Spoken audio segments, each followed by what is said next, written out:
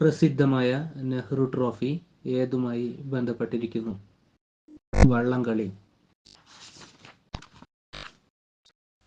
ദക്ഷിണ വ്യോമ കമാൻഡിന്റെ ആസ്ഥാനം തിരുവനന്തപുരം.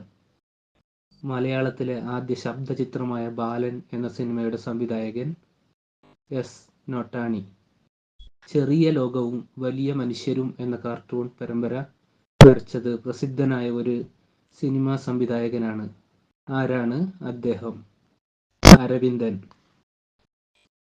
നവരസങ്ങളെ അടിസ്ഥാനപ്പെടുത്തി ജയരാജ് സംവിധാനം ചെയ്ത ചിത്രം കരുണം.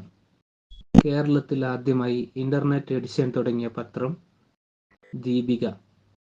വീരപ്പനെ വധിച്ച ദൗത്യസേന നടത്തിയ പോരാട്ടം ഏതു പേരിൽ അറിയപ്പെടുന്നു?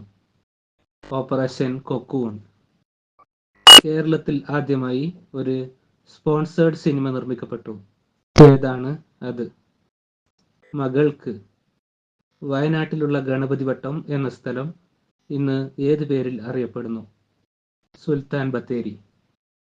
കേരളത്തിലെ ഒരേ ഒരു സൈനിക സ്കൂൾ കഴക്കൂട്ടം. നവംബർ 1 പിറവിദിനം ആഘോഷിക്കുന്ന കേരളമല്ലാത്ത ഒരു സംസ്ഥാനം?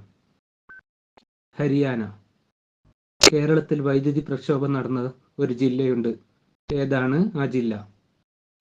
തൃശൂർ. പത്തനംതിട്ടയിലെ മണ്ണടി എന്ന സ്ഥലം വളരെ പ്രസിദ്ധമാണ്. കാരണം വേലുത്തമ്പി ദളവയുടെ അന്ത്യസ്ഥലം. രണ്ടാം ബർബോജി എന്നറിയപ്പെടുന്ന ഉപ്പ് സത്യാഗ്രഹങ്ങളുടെ പ്രസിദ്ധമായ സ്ഥലം പയ്യന്നൂർ. വൈക്കം മുഹമ്മദ് ബഷീറിന്റെ നീലവെളിച്ചം എന്ന കഥയാണ് പിന്നീട് പ്രസിദ്ധമായ ഒരു സിനിമയായത്. ഏതാണ് സിനിമ? ഭാർഗവീ നിലയം.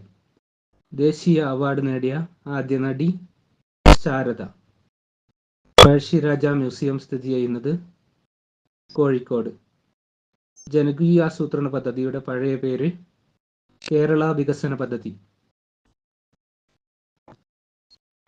പാവപ്പെട്ടവന്റെ ഊട്ടി എന്നറിയപ്പെടുന്ന കേരളത്തിലെ ഒരു സ്ഥലം നെല്ലിയാമ്പതി.